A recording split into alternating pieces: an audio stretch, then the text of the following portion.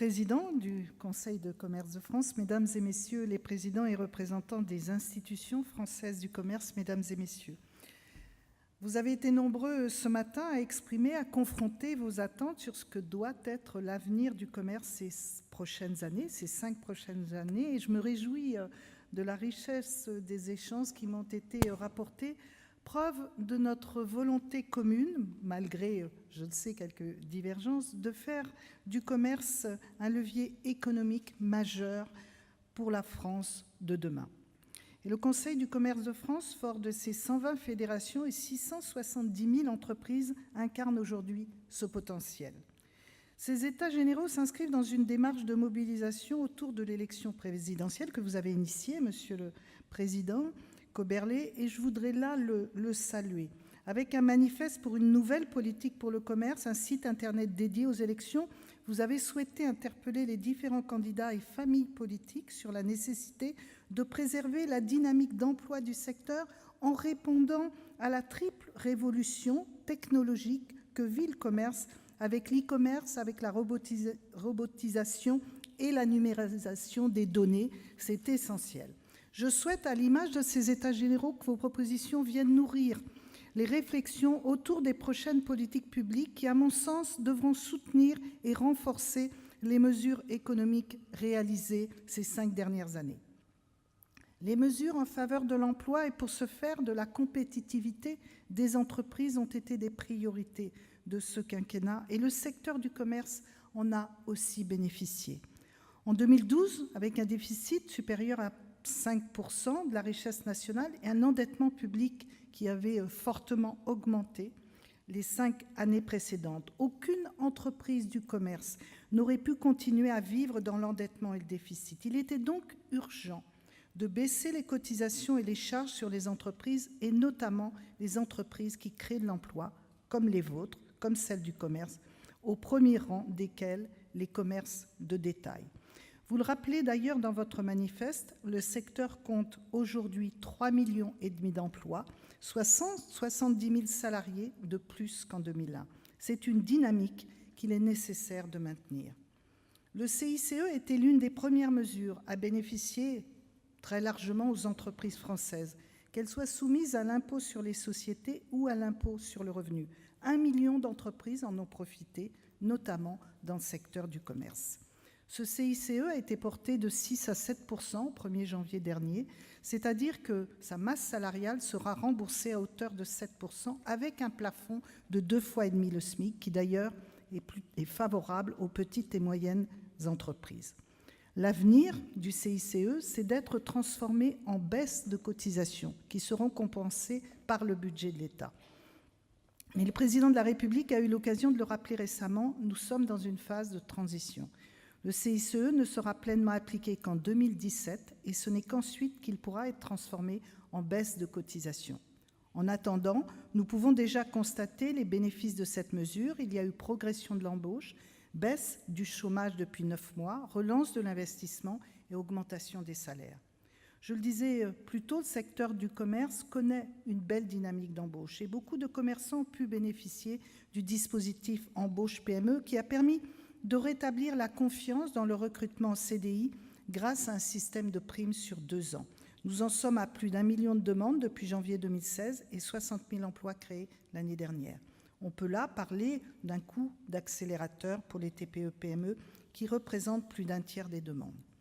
Pour les indépendants qui travaillent seuls, et de nombreux commerçants sont dans ce cas, nous avons fait en sorte que les cotisations famille puissent être abaissées, de sorte que le chef d'entreprise qui travaille seul puisse également avoir une baisse des cotisations le concernant. Il y a aussi la réforme du RSI qui est au cœur du débat autour de l'élection présidentielle. Je veux rappeler que la réforme est lancée et permet déjà de régulariser immédiatement les cotisations versées à tort et non plus à la fin de l'année, ce qui représente un enjeu d'1 milliard d'euros que l'on faisait supporter aux indépendants jusqu'à maintenant. Par ailleurs, des médiateurs ont été installés dans chaque département afin de veiller à ce que les régimes des retraites des artisans et des commerçants fonctionnent désormais avec les mêmes règles en cotisation et en prestations. Enfin, les relations entre l'URSSAF et le RSI devront être clarifiées c'est en cours pour mettre fin au système de l'interlocuteur social unique. La question de l'emploi pour les commerçants est aussi celle de la formation des jeunes. Avec l'apprentissage, nous pouvons montrer aux jeunes des métiers du commerce en pleine évolution où l'innovation et le digital sont au cœur. Nous avons mis en place l'aide TPE aux jeunes apprentis qui prend en charge la rémunération de l'apprenti. Cela a déjà permis 10 000 embauches supplémentaires. Il y a aussi la refonte du crédit d'impôt apprentissage pour les entreprises accueillant des apprentis du niveau 3 à 5 pour la première année de formation. Les commerçants qui forment des TPE peuvent d'ailleurs cumuler tous ces dispositifs avec la prime régionale pour l'apprentissage. Ensuite, vous l'évoquez dans vos propositions, il y a un enjeu évident de simplification pour les entreprises, même si nous devons poursuivre ce travail. Nous avons déjà tenu le pari du choc de simplification. 65% des 426 mesures annoncées sont mises en place. Je pense par exemple à l'harmonisation des dates de dépôt des liasses fiscales, du relevé de solde et du relevé de solde d'impôt sur les sociétés, qui a été introduite par la loi de finances rectificative de 2013. Il y a aussi la DSN, la déclaration sociale nominative, qui permet une transmission unique et dématérialisée et se substituera progressivement à la quasi-totalité des déclarations sociales. Mesdames et messieurs, les efforts réalisés depuis 5 ans offrent d'ores et déjà des résultats. Les défaillances des entreprises commerciales et des TPE ont baissé. Depuis 5 ans, la confiance des chefs d'entreprise, notamment dans le commerce de détail, s'est améliorée. En 2016, près de 200 000 postes ont été créés dans le secteur marchand, une performance inédite depuis la crise de 2008. Toujours en 2016, ce sont près de 300 000 élèves qui ont été accueillis en apprentissage. C'est près de 6 000 de plus en un an. La dynamique de création d'entreprises est aussi prégnante. L'année dernière, ce sont plus de 550 000 entreprises qui ont été créées, en augmentation depuis 2015. C'est la plus forte hausse depuis 6 ans et la France est dans ce sens en tête du palmarès européen. Sans évoquer à nouveau le chômage qui a reculé en métropole l'an dernier, ce sont 107 400 personnes qui ont ainsi retrouvé un emploi. Cet indicateur n'avait plus reculé sur une année civile depuis la crise financière. Et bien sûr, la croissance qui est revenue. En parallèle des mesures prises en faveur de la relance de l'économie, nous avons veillé à un développement équilibré du commerce sous ses différentes formes sur l'ensemble du territoire national. Je sais que vous y êtes attentifs. La mobilisation du gouvernement en faveur du commerce de proximité s'est notamment traduite par la loi ACTPE qui comporte des avancées. Il nous a d'abord semblé urgent d'agir pour rénover le régime des baux commerciaux qui datait de plus de 60 ans. Nous sommes conscients que le loyer représente pour certains commerçants une dépense plus élevée que les charges du personnel. Des mesures ont donc été prises pour plafonner la hausse des loyers, les adapter à la réalité de l'activité et rendre plus stables et plus équitables les baux commerciaux, même si je suis consciente qu'il reste encore des difficultés à résoudre. D'autres règles et dispositifs ont été mis en place pour équilibrer les relations entre les commerçants locataires et les bailleurs, faciliter l'implantation des nouveaux commerces et lever les freins aux reprises d'activité. Par exemple, un droit de préférence a été instauré au profit du locataire titulaire du bail commercial en cas de vente du local. Nous avons également modifié le mode d'attribution du fonds d'intervention pour les services, l'artisanat et le commerce pour qu'il retrouve sa pleine efficacité et permette de diversifier les activités dans les territoires. Le FISAC est ainsi passé d'une logique de guichet à un dispositif d'appel à projets nationaux. Entre 2012 et 2016, 60 millions d'euros ont été mobilisés à travers ce fonds pour financer des opérations urbaines avec des résultats spectaculaires, comme j'ai pu le constater au cours de certains déplacements. La procédure en matière d'aménagement commercial a été simplifiée. La demande d'autorisation d'exploitation commerciale a été fusionnée avec la demande de permis de construire.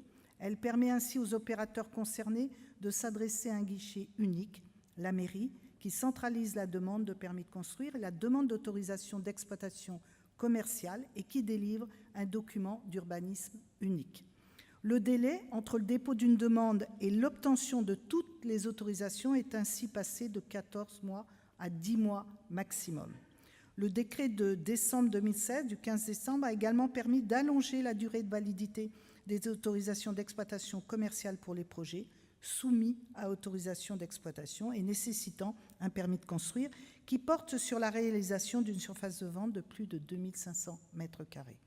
Nous avons aussi fait en sorte de rééquilibrer la composition des commissions nationales et départementales d'aménagement commercial pour assurer une meilleure représentativité des élus locaux, les CDAC et les CNAC. Enfin, des contrats de revitalisation artisanale et commerciale ont été mis à disposition des élus à titre expérimental.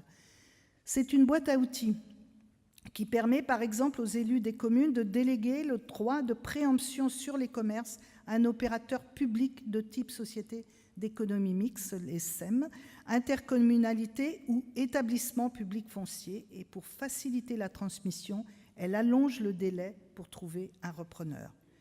Par ailleurs, j'ai tenu à rassembler tous les acteurs du commerce autour des assises pour la revitalisation économique et commerciale des centres-villes le 28 février dernier à Bercy. Et je sais que beaucoup d'entre vous avaient fait le déplacement. J'avais souhaité que ce rendez-vous permette d'échanger de bonnes pratiques entre les acteurs publics et privés du commerce de proximité. C'était aussi l'occasion de lancer le portail d'information Cœur de Ville, le premier à faire figure de guide pratique, notamment pour les élus qui souhaitent mieux connaître les dispositifs existants à leur disposition. Enfin, j'ai annoncé la mobilisation d'une enveloppe d'1 million d'euros du FISAC dédiée à des expérimentations, projets innovants, visant à intégrer l'aménagement commercial dans une stratégie plus large de développement urbain, à porter des partenariats renforcés entre acteurs publics et privés et à développer le management de centre-ville. Le nouvel appel à projet du FISAC qui a été lancé il y a quelques jours sur le site de la Direction générale des entreprises intègre cette nouvelle priorité. Dans le même temps, une attention toute particulière a été donnée à la dimension partenariale de la politique du commerce.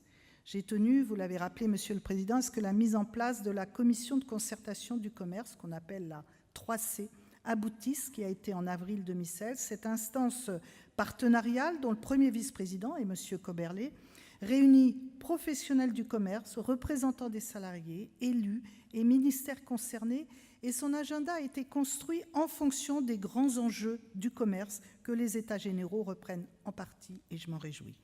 Il s'agit tant de mutation du commerce, vous l'avez évoqué, nouveaux usages clients, que de l'emploi, de la formation, de la valorisation des métiers, mais aussi la responsabilité sociale et environnementale des entreprises et la revitalisation commerciale des centres-villes. Je tiens à saluer l'implication de l'ensemble des parties prenantes, les sections thématiques, dont les réflexions ont permis de fournir les premiers résultats déjà très riches. Il est important que ces travaux s'inscrivent dans la durée, afin que les autorités publiques soient éclairées sur les choix à faire, indépendamment des contingences politiques. Mesdames et messieurs, en tant que représentants des commerçants, vous êtes des locomotives d'une économie dynamique et en pleine évolution. L'innovation technologique, l'innovation sociale et même l'innovation culturelle sont vos grands enjeux pour demain.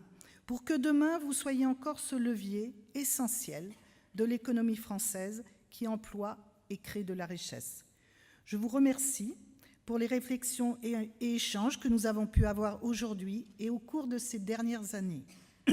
Et je sais que je peux compter sur votre mobilisation pour mener à bien la transition de votre secteur. Merci.